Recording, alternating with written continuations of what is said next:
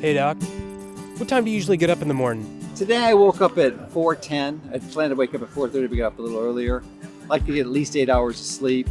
Normally I get up about 4:30 or so. Sometimes as late as 5:30 if I worked out extra hard or went to bed later. But typically before 4:30. And how would you describe yourself? I would describe myself as perpetually curious and a lifelong student. And what does a typical breakfast look like? Oh, I love breakfast. It's my first meal of the day, usually after I work out. So typically 8 or 9, maybe sometimes as late as 10:30. Cauliflower, about 3 ounces, that I cook in an Instant Pot with 4 egg whites and about a third of a cup of cooked rice, along with a quarter pound of ground buffalo. And I put a teaspoon of salt and a tablespoon of maple syrup. And it's delicious. Love it. Oh, and I forgot the quarter pound of butter. Where is the coolest place you've ever been? Well, one of my favorite places is, we used to have executive meetings with our team. We had like our 5 people that essentially run the company, and we would do that every quarter. And we went out to Colorado one year with a Class 4 Rapids, which was a guided tour with about 6 other groups that were there. And it was a pretty harrowing experience, and there was definitely risk there. In fact, it was an exercise in teamwork, and I was so proud of our team because we were the only group that didn't capsize their boat. We wound up even having to rescue some of the other people that capsized their raft in the rapids.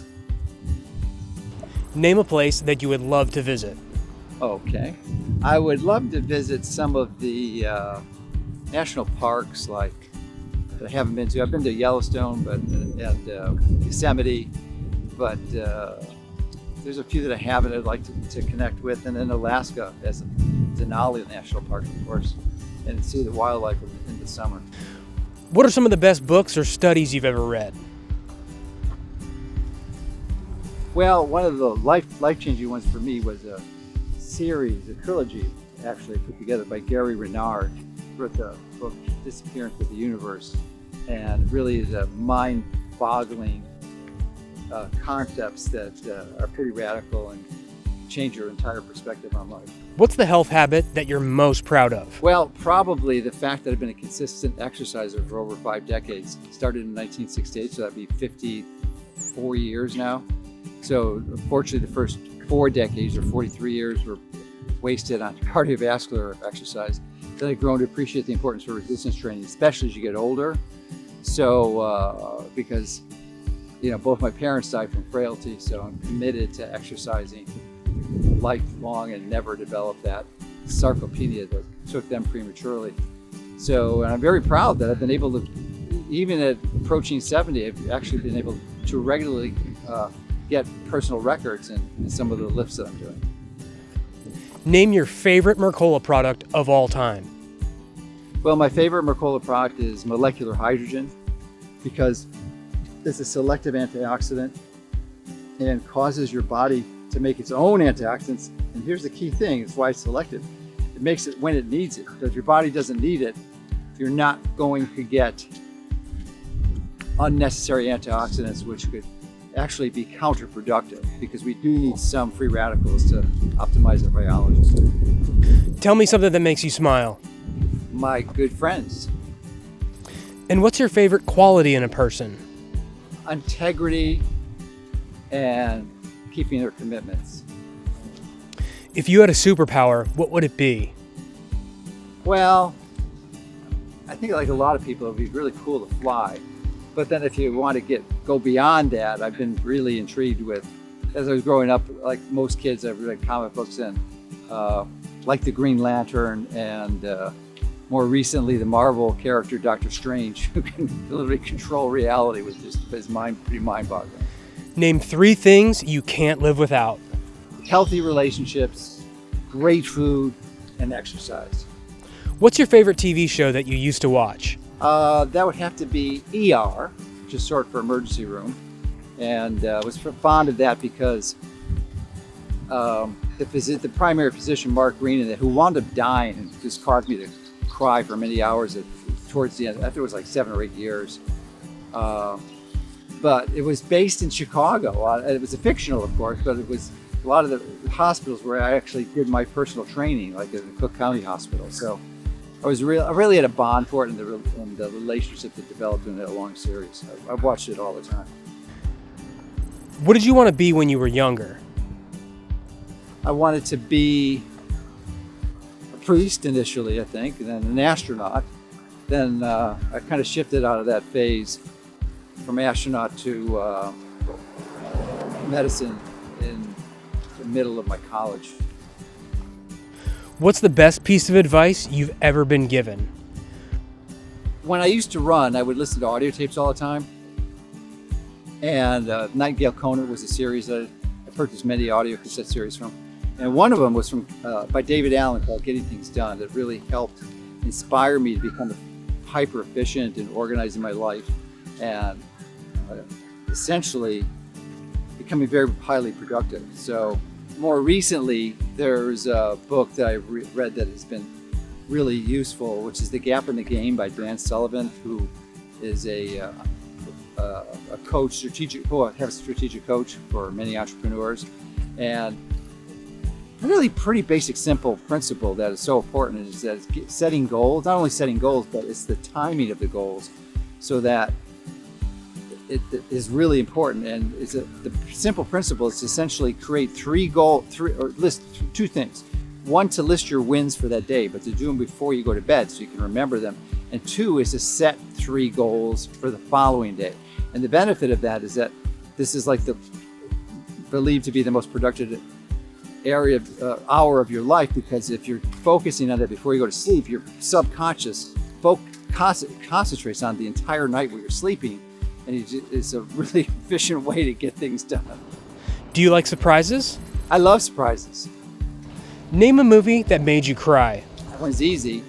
It's the movie A Fault in Our Stars, which was, if you hadn't seen that movie, I would definitely recommend watching it with a box of Kleenex, because it's really powerful. And for me, highlighted some of the central flaws with the conventional medicine, and how many people needlessly die unnecessarily, especially youngsters and kids. And that book or movie and that book was written many years ago, at least 6, 7, maybe 8 years ago, and it's only gotten worse since then. The problems that it outlines have only gotten worse. So definitely a powerful movie. Highly recommend. And what's your favorite type of music? I usually, as a genre, I would say probably female vocals, but I really enjoy listening to music from the 60s. And it depends on what mood I'm in. Sometimes I'll listen to a lot of Grateful Dead. So depends on the mood. How do you like to spend your downtime?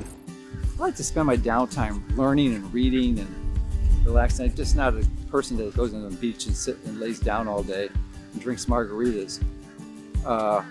So I like to read and learn, or spend time at events. Typically, one of the things I really enjoy is going to events and speaking, meeting new people, learning new things, and it just kind of keeps you going. What's something you're afraid of? Normally, the 2 most common fears people have are fear of death and fear of public speaking. I don't have problems with either of those. And what I've learned is that typically fear, which is sort of the basis of most people's problems, is the universal antidote for that is love. So if you can somehow substitute that and integrate forgiveness into the whole process, it all works out best. Tell me about the best traits you got from your parents. Oh, that's easy. My dad was a super disciplinarian, and although he didn't know how to express love very well, which is unfortunate, but I learned to forgive him actually after he passed for that. Struggled with it when I was growing up, but he definitely gave me the discipline that I've had my whole life. It really is quite extraordinary, because it's a hard skill to acquire unless it's instilled in you as growing up. And then my mom that was easy with unconditional love. I couldn't do anything wrong that she wouldn't be completely supportive of. Whatever I wanted, she was just great. She was a classic example of unconditional love. Do you have a pet peeve? I got a pet peeve. Well, it's an annoyance that I struggle with in forgiving, and that's people who are insensitive and kind of inconsiderate and rude. And I have a time issue, so don't like to waste time. So when I'm driving, if I see people like driving really slow, it just is a challenge for me. But fortunately, I don't drive too much. I literally drive less than 1,000 miles a year, maybe 500 miles a year. What are some things you're most grateful for? Okay, so I'm probably grateful for a lot of things, for sure. I mean, gratitude is one of the most powerful principles to integrate into your life. But I'm just really grateful. I finally got into medical school. It took me 2 years of not being accepted, but I finally made it in. Persistence and discipline was the key. And so that was really one of the highlights of my life. To be able to pursue health because I'm just absolutely passionate about it. And then after I graduated, started my practice, I'm so grateful for my patients who taught me. They were on my postgraduate training. They educated me and helped me learn from my mistakes, and eventually pushed me in the direction of using natural resources to heal people. And then once I stopped seeing patients about 15 years ago, really the team that I put together and really helped provide Mercola.com as a resource that exists that literally has affected hundreds of millions of people.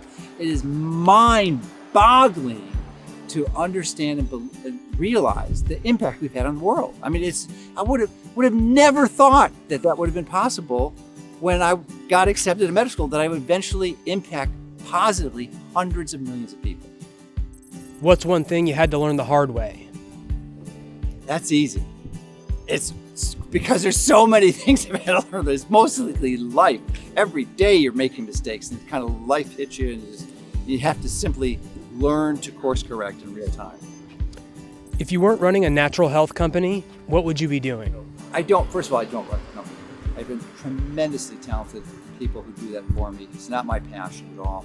My passion is what I'm doing now, which is anywhere from 2 to 3 hours a day of exercise and lifestyle changes that improve my health. Reading, listening to podcasts, interviewing people, and just continuing this lifelong journey and traveling and getting to lecture at so many great places and meeting people who have an opportunity to listen to the stories, because we've been doing this for 25 years, and I'm just drawn to tears many times when I travel and I get this feedback that people give me, how their lives have changed. It's just extraordinary to feed that. It's like I'm in the harvest phase of my life right now, where I'm just reaping or harvesting the benefits of having taught people over all these years, and that changed their lives. And I get to hear those stories, which is just amazing.